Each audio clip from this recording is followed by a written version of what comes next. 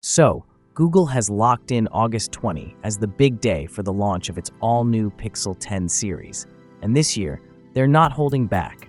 The lineup is more loaded than ever, featuring 4 premium models, including a fresh new foldable Pixel. Teasers have already gone live on Google's own store, showing off glimpses of the design, early pre-order perks, and just enough detail to fuel the hype.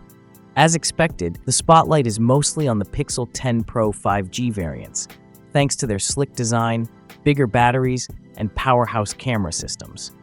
But here's the twist that not enough people are talking about in 2025.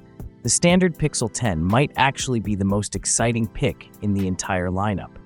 Traditionally, the base Pixel model has always played second fiddle to its Pro counterpart, often lacking key features that made the Pro worth the extra spend. But this year, things are different, very different. According to early leaks, the regular Pixel 10 is set to feature a triple camera setup, something we've never seen on a non-Pro Pixel before. You're looking at a 48-megapixel main sensor, a 12-megapixel ultra-wide, and a 10.8-megapixel telephoto lens. Yes, a telephoto on the base Pixel, something Google has always reserved for its top-tier Pro models. If this pans out, the hardware difference between the regular and Pro models could be negligible, aside from maybe screen size or battery life. And when it comes to raw performance, the gap gets even smaller. All Pixel 10 variants, including the standard model, are expected to be powered by Google's brand new Tensor G5 chip. What makes this chip special is that it's reportedly built using TSMC's 3-nanometer process, a major shift away from Samsung's older fabrication method.